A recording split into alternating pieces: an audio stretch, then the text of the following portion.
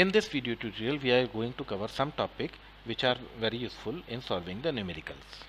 So we are going to discuss different cases for problem solving, and first case is elongation of bar of varying cross section. Here a bar is given which has different section as the length L1, L2, L3. This is section 1 of length L1, section 2 of length L2, section 3 of L3, and their cross section areas are A1, A2, A3, and a single axial load is applied at the end. So what will be the load for section A1? That will be P. For A2, P. A3, P. As we are considering these all section as weightless, they don't have weight of their own, or their weight is so low that we are neglecting it. So what is the value of total deflection of this bar? Total deflection of this bar will be sum of deflection of this bar plus deflection of this bar plus deflection of third section.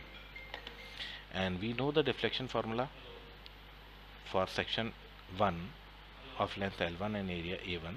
Deflection of L1 is force into length of A1 upon area of A1 into E. Similarly for section L2 and section L3, and total deflection will be sum of all three.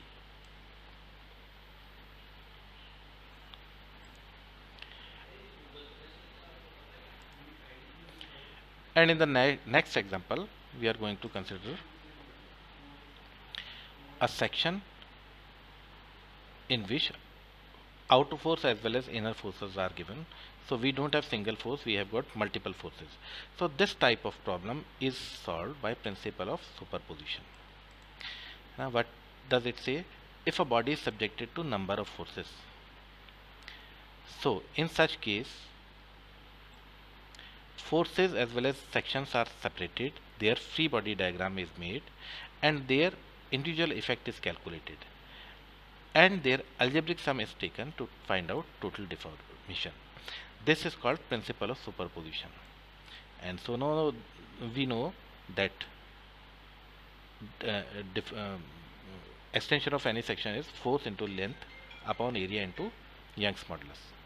By principle of superposition, we can say that total deflection, total deformation will be equal to sum of deformation of all the section L1 plus L2 plus L3, so on. Now we are considering their area is same, Young's modulus is same, the bar is made up of similar material. So individual L1 will be force on section P1, net force on section P1, and net length of section 1. Similarly for other sections. So how do we solve this problem? So this is a problem, this is a very common type of problem and very popular type of problem. You can see that it has this problem has arrived in GATE, IES many times. So in this problem,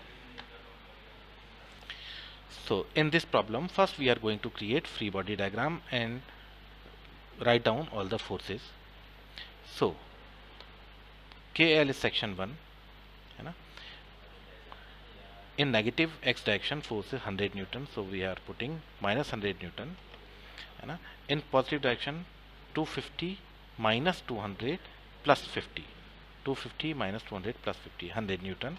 Similarly, here 250 minus 100, this 250 minus 100, 150 Newton, and its value is positive, so it is compressive. On the section M, net force is minus 200 plus 50, that is minus 150. So minus means this direction. Similarly for this section, we are simply going to put 50 Newton here, and it's to balance it, here it is minus 50 Newton. And total elongation of this bar will be sigma PL upon AE. AE for each cross section, area is A and Young's modulus is E. So we are going to take out of the bracket and P1 L1 plus P2 L2 plus P3 L3 and so on. We are going to put its value and find out its answer. So this is all for this lecture. In next lecture we are going to cover elongation of bar of uniformly tapered cross section.